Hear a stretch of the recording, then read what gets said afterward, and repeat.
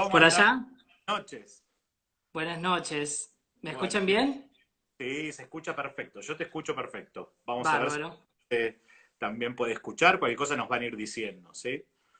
Muy Bueno, bien. Bueno, bienvenido y muchísimas gracias por aceptar la invitación para charlar de este tema, que me parece un lindo tema que tenemos que instalar también en la agenda de la enseñanza de lenguas. Así que primero, Pablo, me gustaría preguntarte, para los que no saben, ¿qué es la enseñanza de idioma con propósitos específicos y cómo se diferencia de la enseñanza de lenguas con propósitos más generales? bueno, primero agradecerte a vos por la invitación. Para mí es un placer, es un honor que vos me hayas invitado a hablar sobre esto de la enseñanza de las lenguas con propósitos específicos y principalmente la temática, que es, bueno, muchas veces no tenida muy en cuenta realmente, ¿no? Forma parte, ¿sabe? Tenemos esta experiencia de que forma parte de que está dentro de cierta área y, bueno, un poco para responder a tu primera pregunta. La enseñanza de lenguas con propósitos específicos se basa principalmente en los procesos de enseñanza y aprendizaje que tienen que ver con la lengua en situaciones precisas de uso, ¿sí? Ujú. Hablamos, por ejemplo, de estas situaciones que son bien comunicacionales, porque en sí la lengua con propósitos específicos surge o nace allá por finales de la década de los 60, principios de los 70, con el enfoque comunicativo, ¿sí? Y hablamos desde ese momento de comunicación. Lo que pasa es que no es cualquier tipo de comunicación. Ujú. Hablamos principalmente de la comunicación de las disciplinas, ¿sí?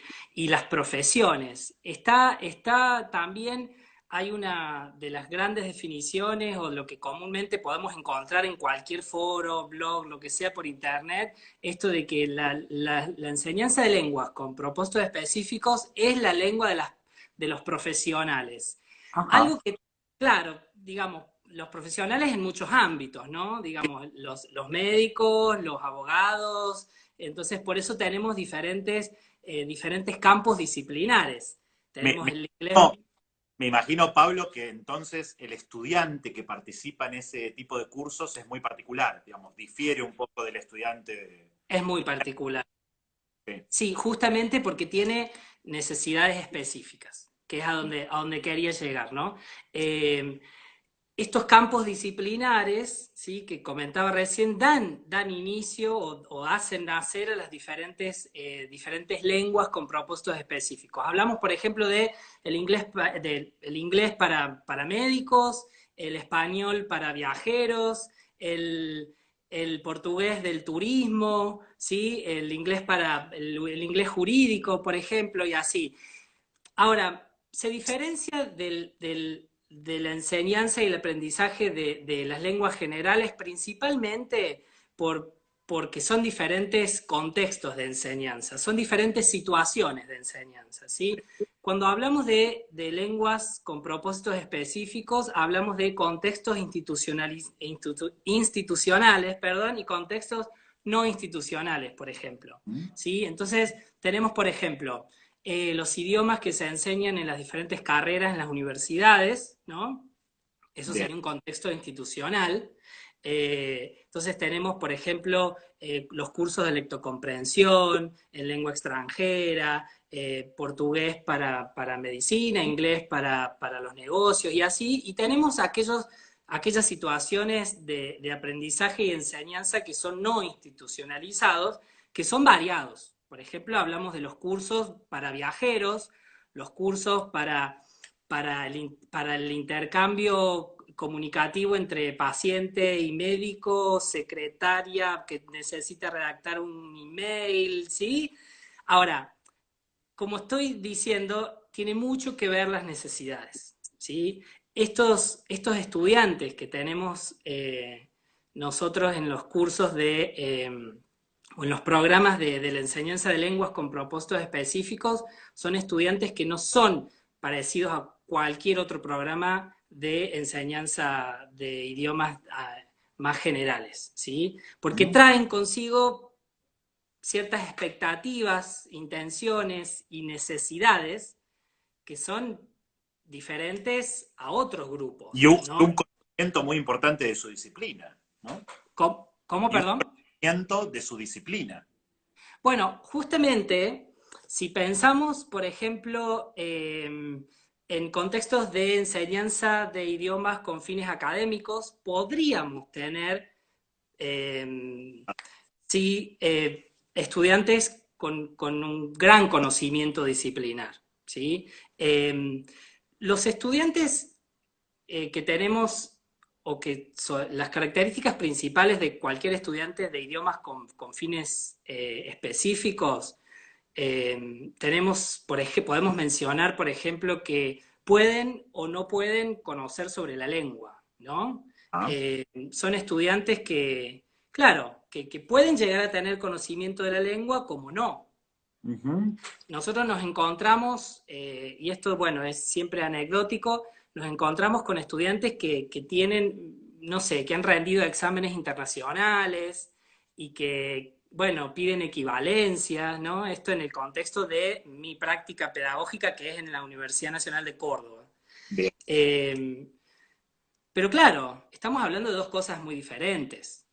¿Sí? Tener Mm. conocimiento de la lengua y llegar a niveles avanzados de conocimiento de la lengua no quiere decir que puedan llegar a ser exitosos en el aprendizaje de un idioma con fines específicos. ¿Por qué? Porque estamos hablando del idioma o la lengua que se usa en las diferentes comunidades discursivas. Mm. ¿Sí? Eh, esta lengua en uso, ¿no? Que es típica o frecuente en diferentes comunidades disciplinares, como dije recién, comunidades que tienen que ver con las diferentes profesiones o las diferentes ocupaciones. Por lo tanto, ¿qué tenemos? En consecuencia, estudiantes que les va muy bien o les ha ido muy bien para rendir exámenes de inglés, o bueno, en este caso de inglés o de idioma general, pero que les cuesta mucho esto de el idioma específico. ¿Por Claro. qué? Simplemente por una cuestión de la lengua especializada. Ujú. Porque estas lenguas, ¿sí? Que son típicas o frecuentes en las diferentes comunidades discursivas, traen en sí géneros discursivos diferentes a los de la lengua general, ¿sí? Y que son típicos de variadas comunidades discursivas. Entonces, por ejemplo, el éxito que podemos llegar a tener en la escritura, por ejemplo, de un ensayo no es lo mismo en una comunidad discursiva como en otra, Claro. ¿sí? En las diferentes disciplinas. Entonces, estos géneros discursivos también tienen fenómenos que son lingüísticos y que dan inicio a los tecnicismos, al lenguaje especializado y así, ¿sí? Y Que ahí, puede Pablo, me surge la pregunta, ahí me surge, ¿vos me escuchás bien o se corta? cuando empezás a hablar se corta por 2 segundos, Por el pero intercambio, claro. Lo que yo sí. te quería preguntar es, justamente en lo que estás diciendo, quizás me surge la pregunta entonces de qué perfil docente, digamos, necesitamos para este tipo de cursos, o cómo un profesor que por ahí nunca enseñó una lengua con propósitos específicos se tiene que preparar para enseñar este tipo de cursos. Bueno, justamente pensando, y esto es un tema de discusión de Mm. hace varios años, el área de idiomas con fines específicos es un área relativamente nueva, Sí. digamos, y muy cambiante, ¿sí? Eh, generalmente está inmersa dentro de lo que es el área de la didáctica especial. Sí, generalmente en los programas de profesorados, por ejemplo, a nivel nacional, en la mayoría de las universidades, no hay asignaturas precisas o especializadas en la enseñanza de idiomas con fines específicos, que es algo que necesitamos, ¿no?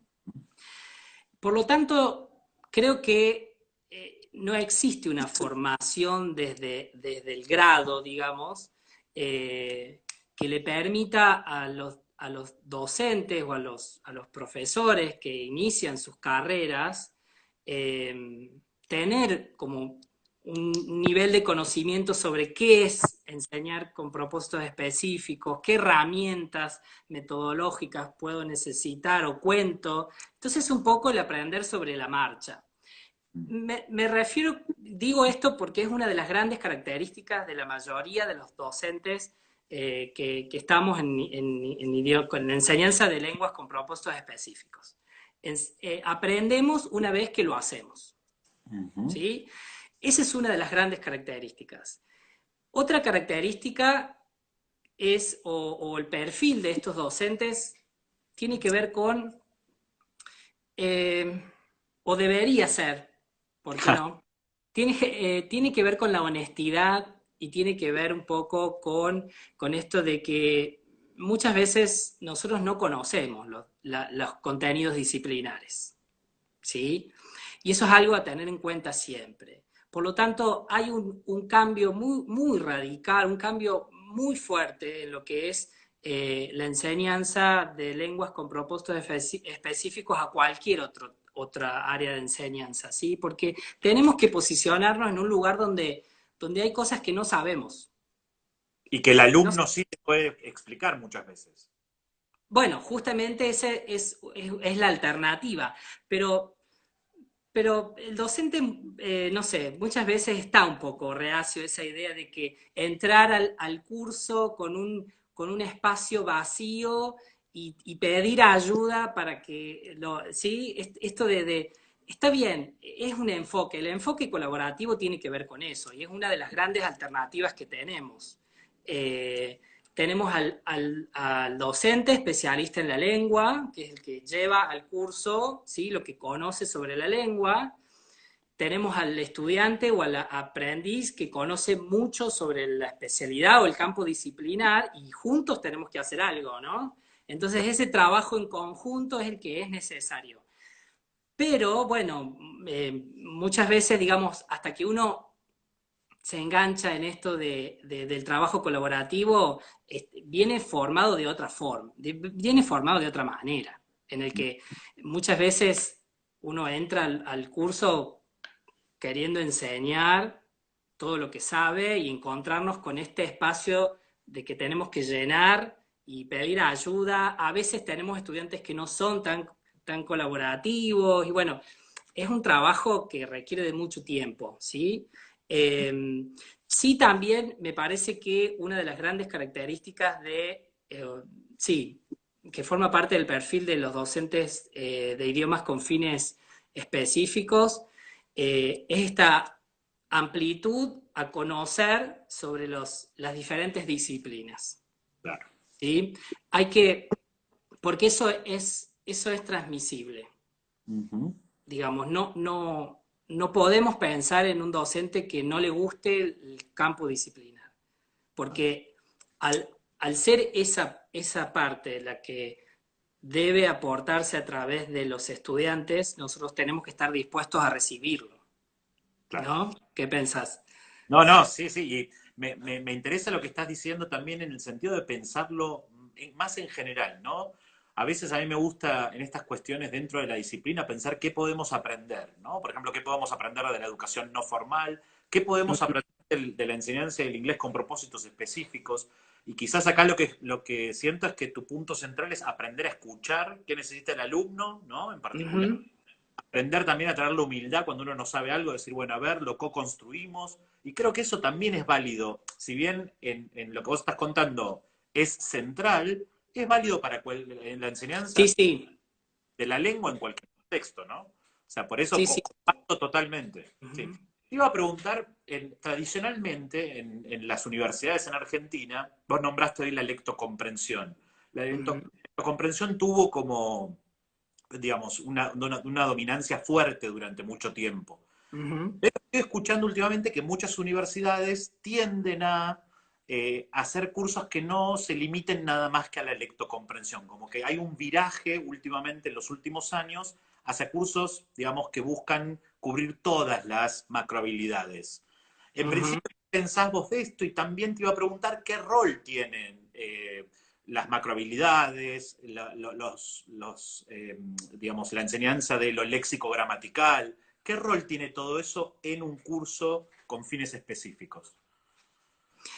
Bueno, en principio para poder llegar a la respuesta es necesario pensar en los géneros discursivos como material central de todo programa, ¿sí? En el diseño de programas de enseñanza de lenguas con propósitos específicos.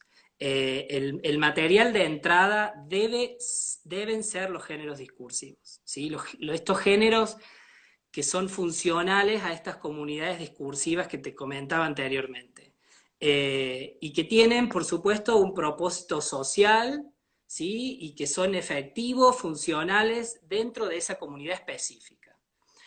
Ahora bien, estos géneros, por supuesto que tienen características globales y locales, o macro, micro, como lo quieras llamar, que son prototípicas, ¿no? Digamos, dentro de lo que es, por ejemplo, la descripción macro o global, tenemos esta valoración del contexto de uso, ¿sí? Contexto de uso, de emisión, recepción, la interacción, esta relación que tienen los hablantes de la lengua específica y demás. Y cuestiones más micro, que tienen que ver más con lo lingüístico, como cuestiones más léxico-gramaticales, ¿sí? Que mencionabas recién.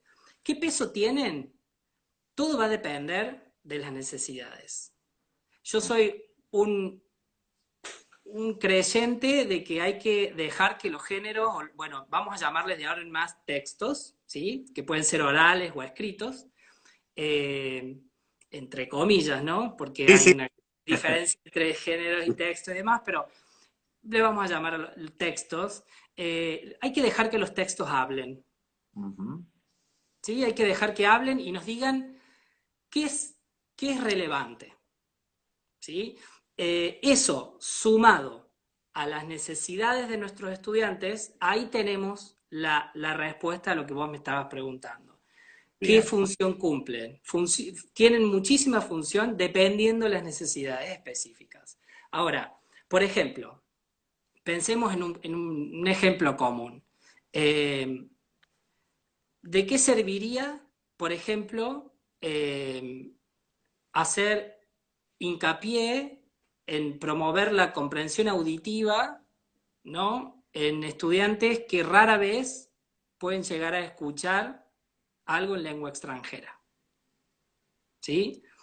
Ahora bien, ¿qué función cumpliría aquellos profesionales que necesitan, por ejemplo, leer leer y comprender textos científicos porque ellos mismos necesitan publicar en lengua extranjera y tienen que estar actualizados en la bibliografía, en la literatura actual y demás? Bueno, justamente entonces las macrohabilidades van a ir despertándose o van a ir surgiendo a medida de que nosotros hagamos una valoración o un análisis o un diagnóstico, mejor dicho, de las necesidades. Por lo que Y lo estoy, mismo, por lo que ¿cómo? estoy viendo, digo que por lo que estoy viendo, el docente tiene que callarse y tiene que escuchar al alumno y a los textos. Y en Bueno, base un enfoque, a aprender. eso es un enfoque, por lo que te decía anteriormente, muy diferente a como nosotros hemos sido preparados, Bien, ¿no? bien. Esto de la enseñanza más tradicional, en la que el docente explica, el docente trae el conocimiento, los estudiantes en este rol pasivo, ¿no? De nutrirse. Bueno, todo eso se rompe con toda esta nueva tendencia y con todo este nuevo enfoque, ¿sí? Porque en realidad no es un cambio instruccional, no es un cambio de instrucción, es un cambio en el enfoque, ¿sí? Claro. Eh, yo aconsejo si, bueno, nosotros tenemos que, capaz por ahí está, porque me dijo que se iba a sumar, tenemos una gran referente que es Silvia Beck, que ha trabajado muchísimos años con una especialista que es Ileana Martínez de la Universidad Nacional de Río Cuarto, en la que ella también ha publicado mucho en lo que tiene que ver esta combinación que existe entre el aprendizaje colaborativo y la enseñanza o la instrucción basada en contenidos, ¿sí? Es indispensable poder traer el contenido al aula, porque nosotros no enseñamos el contenido, enseñamos la lengua, ¿sí? A través de la información, a través del contenido. Ahora, y esto estoy relacionando también con lo que hablaba Darío, ¿no? Todo se va... Está relacionado con Aicle, ¿no? Con el enfoque de Sí, Aicle. está... Mucho de lo que vos decís aplica también a eso. Sí, está relacionado. Entonces decía, esta propuesta, ¿sí? que viene desde los años 90 con Dudley Evans, por ejemplo, que seguramente la gente lo debe conocer, un especialista muy reconocido en el ámbito de la enseñanza de las lenguas, trae esto del el aprendizaje colaborativo junto con el aprendizaje, la instrucción basada en contenido. Entonces, el docente es el que provee el contexto, ¿sí? Necesario para que esto suceda, es el que trae, ¿sí? los materiales, y el estudiante, el aprendiz, el que es experto en el área o tiene algún conocimiento en el área, es el que va y colabora. Entonces, esta combinación de trabajo en equipo es necesaria para que pueda ser exitoso. Pablo, vos hablaste ya de los docentes, hablaste de los estudiantes y justo ahora mencionaste el material. Y mi pregunta es, digamos, ¿qué tipo de material se utiliza? Me imagino que estará el debate de cuán auténtico debe ser el material, sobre el tema de autenticidad, del material, digamos. Contanos un poco lo que vos pensás en torno al material en este tipo de cursos. Bueno, se me vienen tres conceptos a la mente que no podemos perder de vista. Qué suerte, ¿Cómo? qué suerte que te vienen tres conceptos, digo. Sí. Uno es lo que mencionabas recién, la autenticidad, ¿sí? El material auténtico. El otro concepto es la especificidad. Y el tercero es la representatividad. Nosotros debemos pensar en trabajar como material de entrada los géneros discursivos. Bien. ¿Sí? Para eso es necesario en primera instancia hacer un diagnóstico de necesidades para conocer qué géneros son prototípicos o funcionales dentro de esas comunidades discursivas. Una vez que logramos familiarizarnos un poco con eso, debemos pensar en que ese material debe ser auténtico, real, debe ser representativo de la lengua en uso, ¿sí? La cual, por supuesto, tiene este carácter de lengua especializada. ¿Sí? Ahora bien, ¿qué hacemos con esos materiales? Bueno, desde la parte más metodológica, debemos pensar porque hay una idea que anda dando vuelta hace un par de años, que muchas personas están a favor, otras no tanto, que es ningún material es auténtico si se lo saca de su contexto natural de uso. Ajá. Una vez que extraemos el material de su contexto natural, ya, por ejemplo, en este caso con propósitos didácticos, ya deja de ser totalmente auténtico. Bueno, ¿qué hacemos con eso? Una de las propuestas podría ser pensar en actividades que puedan compensar, ¿sí? Por ejemplo, en actividades que simulen situaciones reales de uso, y ahí es donde empezamos a hablar sobre esto de la concientización genérica, ¿sí? Esto de hacer hincapié en las características macro y micro de los diferentes géneros para poder llegar lo más cercano posible a la situación natural de uso, ¿sí? Por supuesto, como también la enseñanza de lenguas con propósitos específicos tiene una alta carga de lo que es el aprendizaje basado en tareas, no podemos dejar de lado esto de de plantear actividades que tengan que ver con la resolución de problemas o que simulen situaciones reales de uso, porque además eso lleva a otro beneficio, que es lo que generalmente ocurre. Si nosotros tenemos, hay un alto riesgo en lo que mencionaba recién con respecto a este docente franco, honesto, que dice yo de esto no conozco, por lo tanto, por favor ayúdenme, que es desmotiva a los estudiantes en algunas situaciones. Ajá. Porque el estudiante de idiomas con fines específicos, en situaciones, por ejemplo, institucionalizadas, ¿sí? En las diferentes, por ejemplo, carreras en las diferentes universidades, generalmente está más orientado o está más motivado en entender o conocer sobre el tema o la disciplina que sobre la lengua. Mm. Porque para eso están. O sea, se focalizan mucho en la disciplina y quieren conocer sobre eso. Entonces, ¿qué podemos hacer para compensar? Bueno, una de las alternativas es esto también.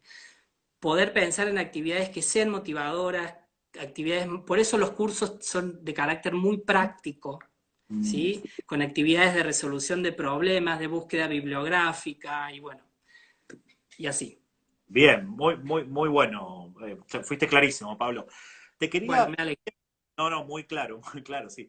Te quería preguntar también con respecto a, digamos, la cuestión del contexto. Vos hablamos de la universidad, hablamos de que hay contextos por ahí no tan institucionalizados, y a mí me llamó la atención que en un intercambio que nosotros tuvimos, vos me dijiste, bueno, también habría que plantearse si la enseñanza de idiomas con fines específicos es exclusivo del nivel superior, porque quizás también se puede trabajar en otros niveles. Me gustaría que charlemos un poco de eso. ¿Qué pasaría o cómo se puede trabajar la enseñanza de lenguas con propósitos específicos, por ejemplo, en el nivel medio? Bueno, es una pregunta Difícil, ¿no? difícil. A ver, Sí. hay mucha controversia con respecto a esto, ¿no? Porque sin duda que, y esto es una discusión entre docentes y especialistas en el área. Eh, la mayoría de las investigaciones, la mayoría de los materiales o la gran carga, la gran cantidad de discusiones que hay en relación al tema se da en contextos universitarios. Ujú. ¿Sí? Es muy raro encontrar que esta discusión forme parte del nivel medio. ¿Ok? Ahora bien, yo creo que hay que distinguir entre lo que se hace y lo que se podría hacer. Si la pregunta es, ¿se hace? ¿Sí? ¿Ocurre? ¿Vemos que se enseña idiomas con fines específicos en nivel medio? Diría que generalmente no. Tenemos, Generalmente acá están comentando que hay experiencias, ¿no? En escuelas hay técnicas, experiencias, sí. Generalmente no. los Ahora, estados. ¿cómo, perdón? No, que te voy comentando lo que dicen en el chat, ¿no? Dicen, hay experiencias en escuelas técnicas, en los Sí, ciclos sí. orientados, digamos, te voy comentando lo que va pasando. Bien, sí, sí, me interesa saber, porque la discusión va en que una cosa es lo que se hace y otra cosa es lo que se podría hacer. ¿Se podría hacer? Sí. Mi respuesta es absolutamente sí. Se podría hacer. Se podría hacer siempre y cuando tengamos una adaptación, una adecuación de los materiales, de las actividades, ¿sí? En contextos, lo que hacemos en contextos universitarios muchas veces no lo podemos aplicar al nivel medio, ¿sí? Porque también son otras necesidades, son otras las necesidades. Entonces, ahora bien, podríamos estar pensando en trabajar en géneros discursivos dentro del nivel medio, sí, por supuesto, especialmente en los últimos años, que son el ciclo de la especialidad, donde ahí tenemos una riqueza, lo que contaba también Darío cuando hablaba esto de CLIL, ese contenido disciplinar que está ahí y que muchos de los docentes de lenguas no lo usamos, de lenguas extranjeras, ¿no? No lo usamos. Bien, sí, se puede hacer una adecuación con respecto a eso. ¿Existen géneros que podríamos usar en nivel medio? Sí. Por ejemplo, el género manual. el género manual, como borra las argumentaciones, que es lo que generalmente causa mucha complicación en la comprensión lectora, ¿sí? Esto de tener diferentes voces en los géneros. Bueno, el género manual podría ser un género de entrada hacia las diferentes disciplinas. Yo creo que ahí podríamos hacer un puente en lo que es el nivel medio, ciclo de especialización, hacia el nivel superior, ¿sí? Que puede ser terciario universitario, que puede llegar a abrir la puerta, ¿sí? A la disciplina. Y trabajar, ¿por qué no? Por ejemplo, cuestiones de vocabulario especializado, el contexto de uso del género manual y demás. Ahora, ¿qué es lo que yo veo generalmente a nivel medio? Una mezcla. No llega a ser exactamente enseñanza de idiomas con fines específicos. Es una mezcla entre CLIL, ¿sí? Está esto de la instrucción basada en contenido porque integro el contenido, pero nos falta una parte, que es lo de las necesidades y las motivaciones de los estudiantes, porque no podemos perder de vista de que muchos de los estudiantes de nivel medio no van a seguir exactamente la misma carrera. Ujú. Entonces, ahí tenemos una diferencia, ¿sí? Pablo, igual a mí, lo que me parece importante rescatar de todo esto que vos contaste hoy tan claramente es que nosotros lo que sí podemos hacer desde el nivel medio es un análisis profundo de los géneros que nosotros creamos que les pueden servir a futuro. Por ejemplo, el género presentación, ¿no? Que es un Ujú, tipo textual, que, digamos, muchos de nosotros trabajamos en el aula de secundario, cómo hacer una presentación. Pero en vez de decirle al alumno, bueno, andá y presentá, poder primero hacer, digamos, un trabajo en donde analicemos el género, ¿no? Analicemos ese género discursivo, en qué contexto se ujú, da, qué típicas estructuras aparecen, cómo se lo ujú. estructura internamente. Me parece que de eso sí podemos aprender más porque muchas veces en el inglés general o con propósitos generales es como que esto termina siendo simplemente actividades y no lo veo Ujú. como un género discursivo a desarrollar. No sé si se entiende lo que... Sí, sí, por supuesto, y estoy totalmente de acuerdo. Yo creo que una aproximación a los géneros podemos hacer y podemos trabajar el análisis del género desde el nivel medio tranquilamente, ¿sí? Pero sin perder de vista, por supuesto, las necesidades y los intereses de los estudiantes. Porque la experiencia de algunos docentes de nivel medio es esta. Comienzan, ¿sí? Con un enfoque orientado a la enseñanza de idiomas con fines específicos, pero después terminan yendo al inglés general, al idioma general, y bueno, porque no todos los estudiantes se enganchan en esto, porque no todos les interesa, porque no todos van a seguir, entonces aparecen géneros de diferentes temáticas, y Sí, como se les hace un dije, híbrido, una mezcla. claro, es como una mezcla. Ahora, no quiere decir que no se haga. Iba a decir además que hay escuelas de nivel medio, técnicas, por ejemplo, que sí hacen un buen trabajo en Ajá. lo que es idiomas con fines específicos. Sí, sí, por supuesto. Y docentes muy bien preparados, los que, bueno, hacen un poco y un poco. Porque tampoco puede ser todo, tampoco podemos plantear todo el programa orientado a eso mismo, podemos adaptarlo de alguna manera, ¿sí? Ujú. Bien, Pablo, y si tuvieses que pensar en herramientas metodológicas que vos fuiste descubriendo a lo largo de los años, ¿no? Porque uno descubre más, va poniendo cada vez más herramientas en la caja de herramientas del docente, que fuiste descubriendo a lo largo de los años. Yo creo que compartiste algunas a lo largo Sí. de lo que estás hablando, pero ¿se te ocurren algunas otras herramientas que te parecen importantes que los docentes vayan recolectando en su caja? Ujú. Eh, bueno, sin duda, esta instrucción orientada a la tarea, no lo podemos perder de vista. Eh, Creo que también no podemos dejar de hablar de las herramientas digitales, Ajá. ¿sí? Porque el uso de tecnología, de la información y la comunicación y me sumo a la discusión de Carla con esto de el uso de tecnologías con propósitos académicos o propósitos de aprendizaje. Me parece que es una muy buena, una muy buena forma de poder solventar ciertas dificultades, ¿sí?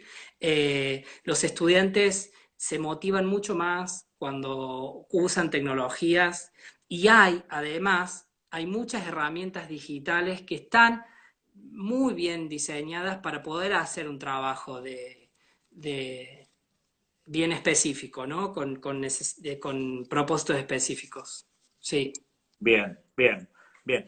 Mira, nos preguntan acá si hay material actual al respecto, y entonces aprovecho para preguntarte si, digamos, qué debates se están dando por ahí en los últimos tiempos en este campo. Yo sé que vos estás investigando en este campo específico, o Ujú. sea que me imagino que debés participar de ciertos debates. Sí, ¿Qué tensiones vos notás en el campo? bueno, esto de la autenticidad es Ajá, un tema, claro, sí. bien. Lo de la especificidad también, Ujú, porque es un debate que está hace un par de años o hace un tiempo, esto de que es necesario conocer el campo disciplinar, hay que prepararse para, digamos, ¿cómo hago? Si yo, hay que pensar desde antemano, si me quiero dedicar a la enseñanza de inglés jurídico, por ejemplo, tengo que saber sobre esto, ¿cómo hago entrar al aula sin conocer? Bueno, ese debate de la especificidad ha estado por mucho tiempo y sigue estando. bien, ¿Sí? Es un tema de discusión de que si los instructores o los docentes de idiomas con fines específicos deben o no conocer sobre el contenido disciplinar. Yo creo que no, ujú, ¿sí? No creo. Ayuda, sí, estar familiarizado, ¿por qué no? Ayuda, pero con esto que decíamos recién del aprendizaje colaborativo, me parece que ayuda mucho a poder entrar al aula sin tener esos conocimientos. Sí, creo que hay que tener hay que mostrarse interesado en, en- en- en el campo disciplinar y poder recibir, por supuesto, la ayuda de los estudiantes o de los aprendices. Ahora, eh, algunas de las primeras tendencias en lo que es la investigación, por ejemplo, eh, se ha focalizado bastante en las cuestiones léxico-gramaticales, por ejemplo, en cuestiones del registro, en ujú. cuestiones de los fenómenos discursivos y léxico-gramaticales, de los textos, ¿no? De los géneros empleados. Luego con esto de cada vez la investigación basada en el análisis del género se nutre cada vez más de diferentes áreas, ¿sí? Entonces ahora podemos estar hablando, por ejemplo, de un análisis con un enfoque de la gramática sistémico-funcional, ¿sí?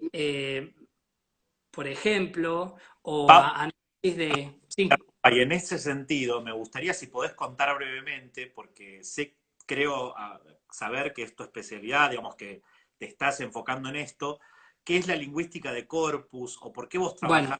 Me parece que hay muchos docentes que por ahí te están escuchando, quizás es la primera vez que lo escuchan, quizás no, pero estaría bueno que les cuentes cómo trabajás con esa herramienta, ¿no? bueno, la lingüística de corpus, esa también es un área relativamente nueva, Mm, ¿sí? ¿Y por qué es relativamente nueva? Porque nace a través o nace en consecuencia del uso de las tecnologías, mm, ¿sí? Si nosotros consideramos que quisiéramos, por ejemplo, vamos a plantear vamos, un ejemplo para poder que todos nos podamos dar cuenta. Eh, si nosotros queremos evaluar o hacer un análisis o un estudio de los géneros discursivos, ¿sí? Eh, y poder complacer cuestiones que tienen que ver con la representatividad, por ejemplo. ¿Cómo nos damos cuenta que un texto es representativo del género? Es una pregunta muy difícil de conocer si solo vemos ese texto. ¿Ok? mm.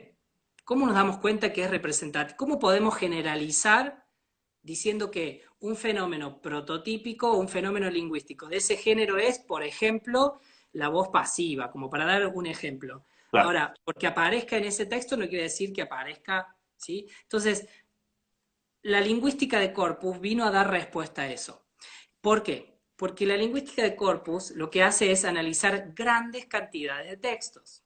¿Sí? Un corpus es eso, es una compilación de textos, ¿sí? Bajo criterios muy cuidados, que tienen que ver con balance, representatividad, estilo. Hay que analizar muchas cosas con respecto a eso eh, para poder analizarlo. Ese corpus, nosotros estamos hablando ahora de, por ejemplo, estudios, vos podés entrar a internet y fijarte que hay estudios hechos sobre corpus de billones de palabras. Ujú. Entonces, la lingüística de corpus hace eso. Es un análisis de grandes compilaciones de textos que los resultados podrían dar respuesta a esto de la representatividad, que pueda ser representativo. ¿Por qué? Porque funciona principalmente bajo el concepto de la frecuencia. Claro. ¿Sí? Esto de, por lo tanto, nos lleva a otro sector que me parece que también es un poco controversial, de que ¿es correcto o no es correcto? ¿Por qué no pensarlo desde es frecuente o no frecuente? Va un Y poco en si es línea, frecuente, ¿cómo? va un poco en línea con lo que la semana pasada habló Juan José. Juan José. Sí. Justamente, Juan José hablaba del contexto de uso y él hablaba con respecto a esto, de esto de lo correcto, no correcto. No podemos estar pensando en si es correcto o no correcto, porque podría ser frecuente para ciertas comunidades discursivas y podría no ser frecuente para otras, lo cual no quiere decir que no sea correcto. ¿Se entiende? No es frecuente, pero para poder analizar la frecuencia, ¿sí? No es frecuente o no es típico, también podría ser. Para poder analizar esto de la frecuencia y si es típico o no, hay que analizar grandes cantidades de texto. La lingüística de corpus usa en su aspecto metodológico recursos que hacen que podamos leer grandes cantidades de texto en minutos o en segundos. ¿Sí? Hay programas especializados que nos permiten eso y analizar diferentes fenómenos, como por ejemplo la frecuencia, la cantidad de palabras, por lo tanto podemos estar analizando el nivel de repetición, la variabilidad discursiva, fenómenos de colocaciones, fraseología, terminología, ¿sí? Me encanta la pasión con la que hablas de este tema, ¿eh? Se ve que te encanta. Sí, bueno, sí, es algo que vengo haciéndolo de hace mucho tiempo, bueno, un par de años, porque muy grande no soy, pero sí tengo casi 15 años en esto, y la verdad es que me interesa mucho y me preparo mucho con respecto a esto, estudio mucho y mi tesis, por ejemplo, de maestría está orientada a esto, a un análisis de aspectos fraseológicos, ¿sí? De un género en particular de las ciencias médicas, que es el caso clínico. Así Y que si me a parece alguien le interesa, importante, ¿cómo? no, que te iba a decir que me parece muy importante compartir esto con la gente que nos ve. Yo te invité justamente para que vos compartas no solo tu conocimiento de la enseñanza del inglés, en tu caso particular, para propósitos específicos, Ujú. sino también para visibilizar este tipo de estudios, porque me parece importante que veamos que yo siento que a veces en ciertos ámbitos de debate o académicos o en congresos o conferencias hay más lugar para el didáctico, más relacionado a cómo enseñar listening, cómo enseñar speaking, cómo enseñar una habilidad. Y por ahí ciertas áreas muy interesantes del estudio de la lengua y que tienen un impacto directo en la didáctica, cuesta más conseguir un público, ¿no? Para esto. Por eso me parece muy bueno lo que Sí. estás contando y que le llegue a mucha gente que diga, uy, a ver, me voy a poner a buscar qué es la lingüística del corpus. Bueno, la lingüística, sí, es un término que cada vez que yo lo digo, mucha gente dice, ¿qué es esto? Parece, y en realidad es eso, ¿no? Eh, es, empezó como una cuestión bien metodológica, sí, empezó de esa manera, pero hoy ya es una ciencia en sí. Bien, Porque bien. la lingüística de corpus es un área con con gran crecimiento dentro de la lingüística aplicada, por ejemplo.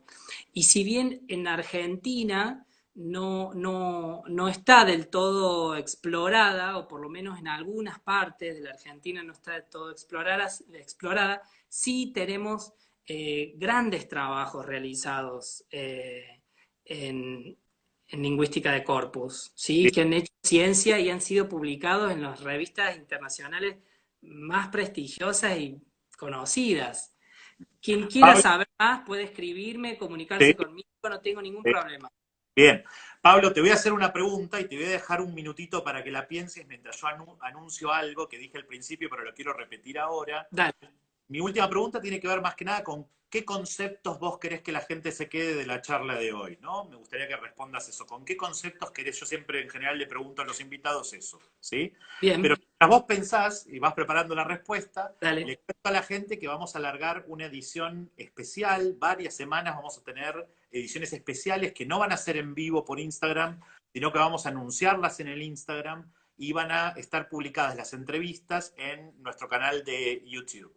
Y básicamente nuestro primer invitado es el doctor Gabriel Díaz Maggioli, que ha publicado numerosísimos trabajos y es un gran referente regional de la enseñanza de lenguas extranjeras, así que los invito a todos, próximamente el viernes a más tardar se va a publicar la entrevista para que lo vean. Y también próximamente vamos a tener una conversación, no de a uno, sino que va a ser una conversación más amplia sobre el tema de educación sexual integral. Así que esos van a ser ediciones especiales extra, aparte de los miércoles que vamos a seguir todos los miércoles con una entrevista. Bueno, ahora sí, Pablo, te dejo los conceptos para el cierre. Bueno, pueden ser varios, ¿no? Pero eh, primero, eh, honestidad, franqueza, en lo que decíamos recién sobre enfrentarnos a una situación de enseñanza de la cual muchas veces no estamos preparados, ¿sí? Ujú. Y vamos a luchar para que haya más espacios de formación que se dediquen a esto, ¿sí? Bien. En segundo lugar, eh, el diseño de materiales, Ujú. eh, eso también es clave y creo que el material es lo que tiene que estar en el centro de cualquier programa de enseñanza de lenguas con fines específicos, ¿sí? Los materiales. Y me gustaría también incluir esta instrucción que tiene que ver que está basada en el estudiante y no en el docente, Bien. porque ahí encontramos muchas respuestas a cómo encarar esto, ¿no? Siempre pensando en el estudiante, en sus necesidades, sus motivaciones, intereses. Bien. Bueno, Pablo, te agradezco muchísimo. Ha sido muy claro todo lo que presentaste. Y en algún otro momento seguiremos quizás hablando de otro tema como ahondando en la lingüística de corpus o en otros temas o géneros discursivos. Creo que hay un montón de temas que se abren de la charla de hoy que podríamos a futuro hacer. ¿Sí? Bueno, gracias a vos, gracias a los participantes. He visto por ahí que se sumaba gente que conozco y la gente que no conozco que se quiera contactar, puedo dejar ahí mi correo en tu página. Sí. Agradecerte por el espacio, agradecerte por la invitación, agradecerte por dar la posibilidad de ponerle voz a esto de la enseñanza de idiomas con fines específicos, que muchas veces no tenemos muchos espacios para discutirlo. Así que, y bueno, y que se sumen, es un camino muy ¿No? apasionante. Sí, es muy apasionante. Así que gracias y bueno, Bueno, muchas espero gracias. próximas entrevistas. Y saludamos a todos y le decimos buenas noches y nos veremos entonces el próximo miércoles. ¿Sí? Gracias.